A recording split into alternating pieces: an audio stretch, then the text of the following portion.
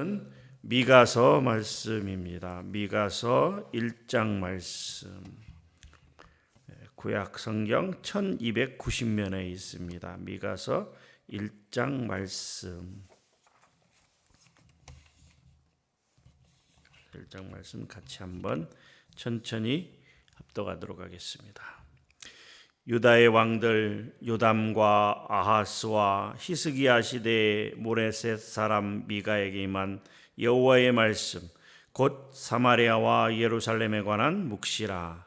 백성들아 너희는 다 들을지어다.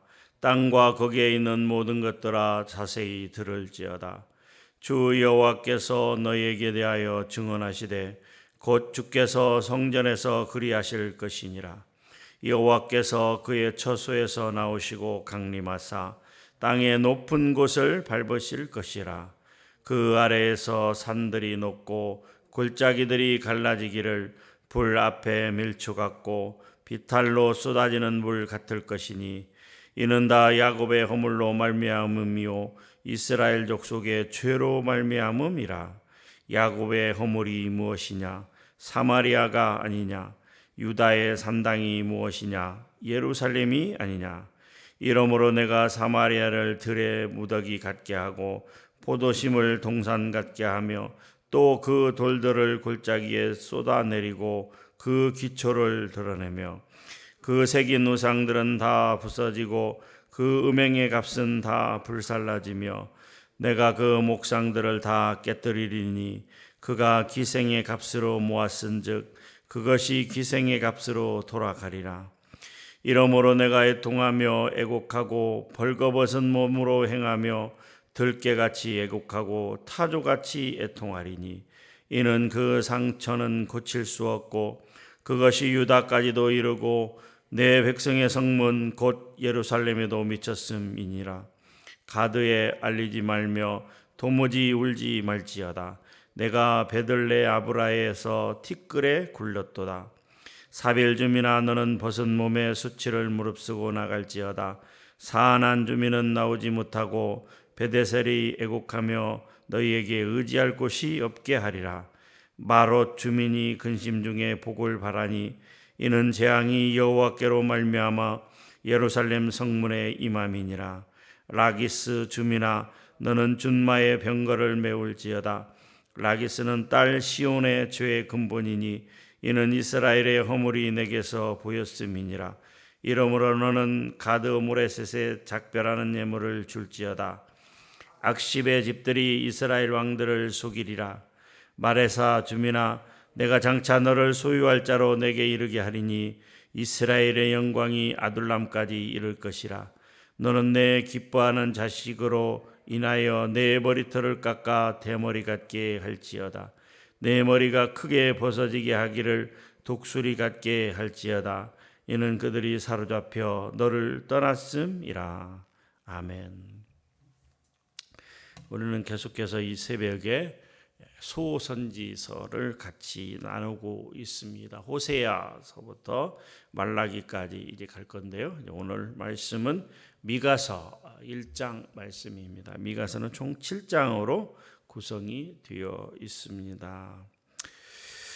미가서의 저자인 선지자 미가 선지자는 남유다의 11대 왕인 요담 주전 747년에서 731년까지 또 12대 왕 아하스, 13대 왕인 히스기야까지 활동을 했습니다. 히스기야 왕까지 활동을 하였으며 미가서는 약 주전 BC, 그러니까 주전 약 700년경에 쓰여졌을 것으로 추정되고 있습니다. 이 주전 700년이라는 시간은 북이스라엘이 주전 722년에 망했으니까 북이스라엘이 망한 지 약 한 20여 년이 시간이 흐른 때였습니다. 비록 하나님의 은혜로 남유다는 멸망을 당하지는 않았을지라도 그 당시 아수르에게 조공을 바치고 마치 식민지와 같은 그런 삶을 살아가는 어려운 시간들이었습니다. 이런 시각에 미가 선지자는 하나님의 말씀을 받아서 북이스라엘, 이미 멸망당한 북이스라엘, 그리고 아직 멸망당하지는 않았지만 임박한 하나님의 심판이 임박한 그 남유다 그 양쪽을 향하여 이렇게 하나님의 말씀 즉 사마리아와 예루살렘에 관한 묵시를 외치게 됩니다. 묵시라고 하는 것은 하나님의 말씀을 전하는 그러한 것들입니다. 미가서의 내용은 이스라엘의 타락, 북이스라엘이나 남유다를 비롯한 전체 이스라엘의 타락으로 말미암아서 하나님의 심판은 이제 더 이상 돌이킬 수 없다. 이미 하나님의 심판으로 북이스라엘은 멸망을 당하고 그 흔적조차도 없어지게 되는 그런 시기 가운데 있었으며 남유다도 곧 하나님의 심판으로 멸망을 당할 것인데 그래서 이 하나님의 심판은 더 이상 피할 수 없다. 맞아들여라. 그 하나님의 심판을 맞아들이면서 이제라도 하나님 앞에 회개하고 그 뜻을 돌이키고 우상을 버리고 하나님 앞에 돌아오게 된다면 하나님께서 그 심판으로 끝나는 것이 아니라 어떻게 해요? 그들의 회개함을 보고 그들의 돌이킴을 보고 하나님께서 그들에게 은총을 주시겠다라고 하는 것이죠. 그리고 또한 미가서 말씀을 통하여 어떻게 해요? 하나님께서 진정한 회복은 무엇이냐? 바로 메시아를 이 땅에 보내사 하나님 나라를 이루게 하는 것. 즉 예수 그리스도를 이 땅에 보내사 인간들을 하나님이 선택한 인간들을 구원하게 하는 것. 이 구원에 대한 소망을 우리에게 주고 있다라고 하는 것이죠. 심판과 회복에 대한 예언이면서 또한 메시아에 의한 종말론적 구원을 다루고 있는 책이 바로 미가서다라고 하는 것을 여러분들이 기억했으면 좋겠습니다. 구약 소선지자의 대부분의 내용이 그러한 것처럼 이 미가서도 마찬가지로 가장 많은 분량을 차지하는 내용이 바로 그 내용이죠. 이스라엘의 범죄에 대한 지적과 질타 그리고 하나님의 공의로운 심판 선언에 관한 내용이다라고 하는 것이죠. 미가서도 이스라엘 공동체의 각종 사회적 언행, 종교적 악행, 그리고 또 종교 지도자들의 타락 등으로 이스라엘 사회가 전반적으로 타락을 했으며 그 타락의 필연적인 결과로서 불가피하게 하나님의 심판이 임하게 된다라고 하는 내용입니다. 그리고 이스라엘의 회개 이후에 하나님의 심판 이후 회복과 구원이 이루어진다라고 하는 내용이죠. 미가서는 7장으로 구성이 되어 있는데 이 7장의 내용을 살펴보면 세 편의 이 단편적인 예언으로 구성이 되어 있다라고 하는 것이죠. 그리고 그 세 편의 단편적인 구성 중에서 1장과 2장이 그 첫 번째 하나님의 예언에 관한 내용으로 이겨져 있다라고 하는 것이죠. 하나님께서는 타락한 이스라엘 백성들의 범죄에 대해서 엄정하게 공의로운 심판을 행하실 것이나 그들 가운데 그 소수의 남은 자, 렘넌트라고 합니다. 소수의 남은 자들을 보호하셔서 구원으로 이끌어 주신다라고 하는 것을 말씀하고 있습니다. 이 말은 무슨 말이냐 하면 하나님이 선택한 하나님의 백성이라고 해서 모든 사람들이 구원을 받을 수 있는 것은 아니다. 모든 사람들이 하나님의 공의로운 심판에서 벗어날 수 있다라고 하는 것을 이야기하는 것은 아니다라고 하는 것이죠. 하나님의 백성이라 할지라도 범죄를 하면 하나님 앞에 악을 행하면 하나님의 징계를 당하게 되어 있다라고 하는 것이죠. 하나님은 타락한 남북 이스라엘을 심판하시는 중에도 남은 자들을 보호하시고 그들을 이방인의 포로 생활 가운데서 돌아오게 하신다라고 하는 것이죠. 그리고 그 연단을 통해서 그들을 정결케 하사 그들을 남은 자들을 하나님의 구원의 은혜로 인도하여 주신다라고 하는 것이죠. 이 말은 오늘날로 대비를 해보면 하나님께서 진정 사랑하시는 자들에게는 징계와 심판을 주시는 것입니다. 우리가 신앙생활 가운데 우리에게 어려움이 닥친다. 그럴 때 우리는 깨달아야 됩니다. 하나님께서 우리에게 주시는 메시지가 무엇인가, 왜 하나님께서 우리를 징계하시는가에 대해서 깨닫고 돌이키고 회개하면 하나님께서 우리에게 은혜를 주시는 것입니다. 사랑하는 성도 여러분, 여러분들의 신앙생활 한번 돌아봤으면 좋겠습니다. 여러분들에게 어려움이 닥치고 있습니까? 그것은 분명한 하나님의 은혜입니다. 하나님께서 우리를 사랑하시기 때문에 징계하시고 채찍으로 징계하시고 여러 가지 모양으로 징계하시는 것입니다. 그것을 우리가 깨닫고 돌이키고 회개할 때 하나님께서 우리에게 주시는 놀라운 은혜가 있다라고 하는 것이죠. 또한 이 마지막 시대에 우리에게 많은 어려움이 있는 것은 그것을 잘 극복하고 이겨나가고 믿음을 지켜나간다면, 또 하나님의 말씀에 순종하는 삶을 살게 된다면 하나님께서 주시는 큰 은혜가 있다라고 하는 것이죠. 하나님이 원하시는 것은 바로 그것입니다. 아이가 자라날 때, 점점 자라날 때, 아이가 처음 태어나서 자라날 때 걷게 되면 넘어지고 또 넘어질지라도 그대로 주저앉아 버리면 그 아이는 영원히 걸을 수도 없다라고 하는 것이죠. 그런데 그렇게 넘어질지라도 자꾸 일어나게 되면, 스스로 일어나게 되면, 부모가 손을 잡아서 일으키는 것이 아니라 스스로 일어나게 되면, 또 넘어질지라도 또 일어나게 되면 나중에는 건강하게 잘 걸을 수 있는 것입니다. 그러한 것처럼 하나님께서 우리에게 원하시는 모습이 바로 그런 모습이다라고 하는 것을 꼭 기억했으면 좋겠습니다. 1장의 내용을 보면 먼저 1절에서 이 누가 썼는지 그리고 왜 썼는지에 대해서 밝히고 있습니다. 2절부터 4절까지는 이 하나님께서 왜 심판하시는가에 대해서 하나님의 등장에 관해서 기록이 되어 있고요.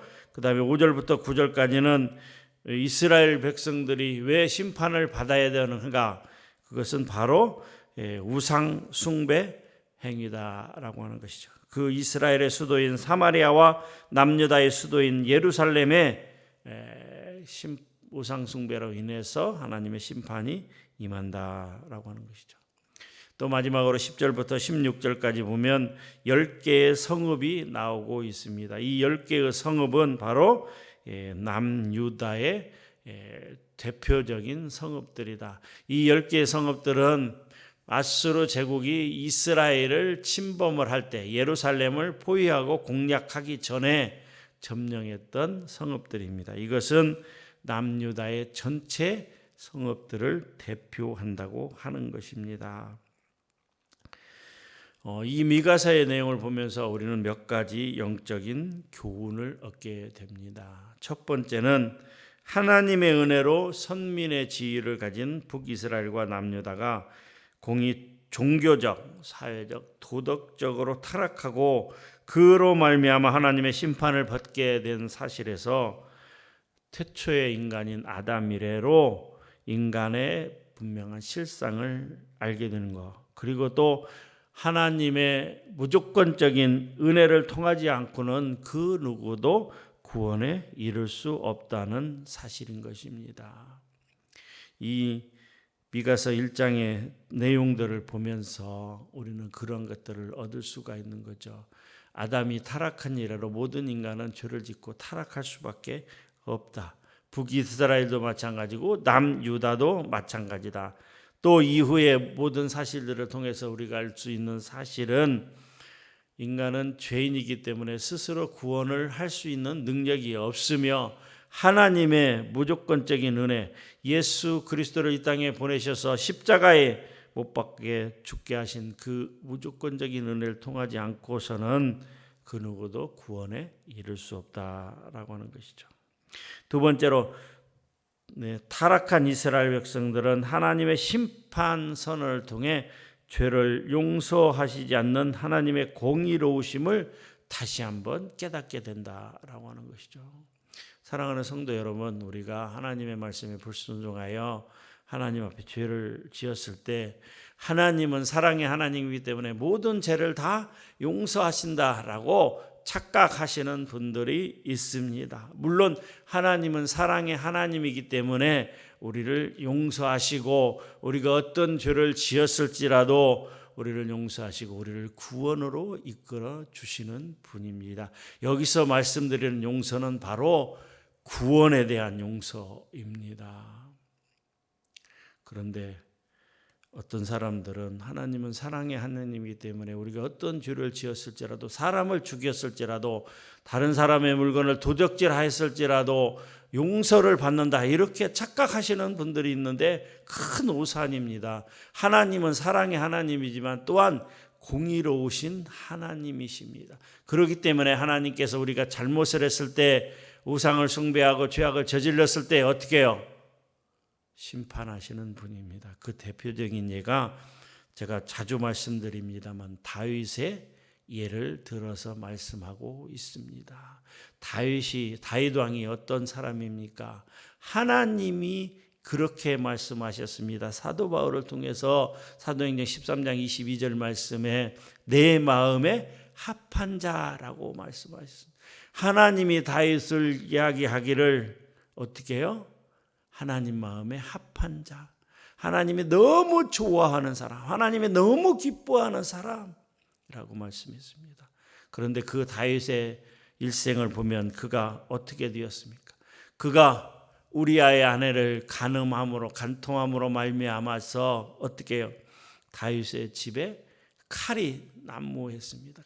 다윗의 집에 피가 흥건했습니다. 다윗의 아들 4명이 그의 살아생전에 죽었습니다. 그도 또한 얼마나 많은 고통의 회개를 하나님 앞에 침상을 적셔가면서까지 하나님 앞에 크게 통곡하며 회개하고 또 회개하고 회개했다라고 하는 것을 우리가 말씀을 통해서 알 수 있는 것입니다. 이러한 것들을 분명히 깨닫고 우리는 하나님 앞에 범죄하지 않기 위해서 애쓰고 힘써야 됩니다. 우리는 연약하기 때문에 하나님 앞에 이렇게 기도해야 됩니다. 하나님, 내가 하나님 앞에 죄를 범치 않도록, 사람 앞에 죄를 범치 않도록 하나님 은혜를 베풀어 주시옵소서라고 날마다 하나님 앞에 기도해야 되는 것입니다. 왜 하나님께서 우리에게 우리의 잘못을 용서치 아니하시고 우리를 징계하실까요? 그것은 하나님의 백성이기 때문입니다. 우리가 하나님과 상관이 없다면 하나님께서 절대로 우리를 손대거나 우리를 아프게 하거나 우리를 징계하시지 않습니다. 그러나 하나님께서 우리를 너무나 사랑하시기 때문에 잘못된 길로 가지 말라고, 우상 숭배하는 길로 가지 말라고 하나님께서 절대로 우리를 포기하시는 법이 없기 때문에 때때로 우리에게 징계를 주사 바른 길로 나아가게 하시는 것입니다. 그러니까 우리에게 하나님께서 징계하시고 우리에게 어려움이 있는 게 우리에게 축복입니다. 하나님께서 우리에게 무관심하고 우리를 버린다면 우리는 참으로 불쌍한 존재들이 될 수밖에 없다라고 하는 것이죠. 그렇기 때문에 우리는 하나님의 백성이 되었기 때문에 이미 구원받았기 때문에 이 세상을 살아갈 때 아무렇지도 않게 그냥 악을 행하며 살아간다, 그런 잘못된 생각을 버려야 된다라고 하는 것이죠. 하나님 앞에 교만하지 않으며 영적으로 깨어 있으며 죄를 경계하고 하나님의 말씀을 가까이 하며 하나님의 말씀에 순종하기를 힘써야 된다라고 하는 것입니다. 말씀을 맺도록 하겠습니다. 소선지서의 대부분의 내용이 하나님의 심판에 관해서 말씀하고 있습니다. 왜 그렇습니까?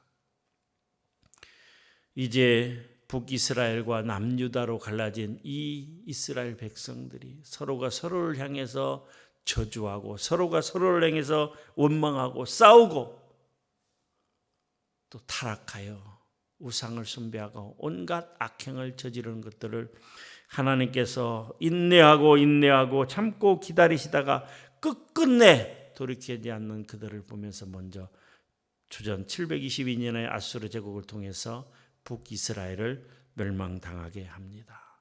또 하나님의 약속이 있기 때문에 아브라함과 이삭과 야곱과 다윗과 한 하나님의 약속이 있기 때문에, 그리고 또 구원자로 오실 예수 그리스도가 이제 이스라엘 혈통 가운데 나오셔야 되기 때문에 남유다를 보존하고 감싸고 지키고 하나님께서 인도하시지만 그래도 그 남유다의 백성들도 결국은 어떻게 됩니까?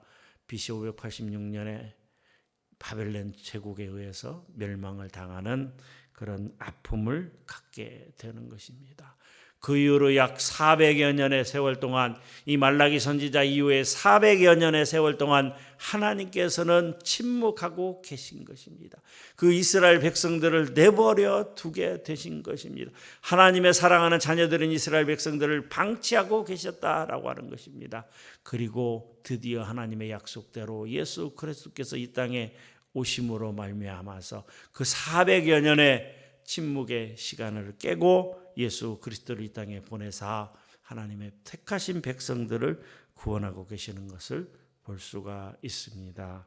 사랑하는 성도 여러분, 분명히 기억합시다. 우리에게 채찍이 임하는 것은, 우리에게 하나님의 징계가 임하는 것은 분명히 무엇입니까? 우리를 사랑하사 우리를 바른 길로 인도하시는 하나님의 채찍임을 기억하시고 그 순간에 내가 하나님 앞에 무엇을 잘못했는지 엎드려 하나님 앞에 회개합시다. 우리가 그 뜻을 돌이키면 하나님께서 그 즉시 채찍과 징계를 거두실 것입니다. 그리고 또한 우리를 하나님의 축복의 길로 인도해 주실 것입니다. 오늘 하루의 삶이 우리의 어떤 경험과 우리의 지식으로 우리 마음대로 우리 생각대로 나아가는 삶이 아니라 하나님 앞에 기도하면서 하나님의 인도하심을 바라며 나아가는 삶이 되기를 원합니다. 특별히 오늘 거룩한 주일입니다. 하나님 거룩하게 지킬 수 있도록 먼저 우리의 몸과 마음을 정결케 하여 주시옵소서. 우리의 잘못을 깨닫고 회개하며 하나님과 동행하는, 주님과 동행하는 오늘 하루의 삶이 되게 하여 주시옵소서. 하나님, 나 비록 약하고 부족하고 연약하지만 내가 나를 위해서, 우리 가족을 위해서, 또 이 사회를 위해서, 우리 교회를 위해서, 나라와 민족을 위해서, 코로나19와 많은 질병들을 위해서 여러 가지를 놓고 하나님 앞에 기도하기를 원합니다. 하나님, 기도의 일꾼으로 인도하여 주시옵소서라고 기도하는 오늘 하루의 삶이 되기를 주님의 이름으로 간절히 부탁합니다. 하나님 감사합니다. 이 시간도 우리에게 귀한 말씀 주시니 감사합니다.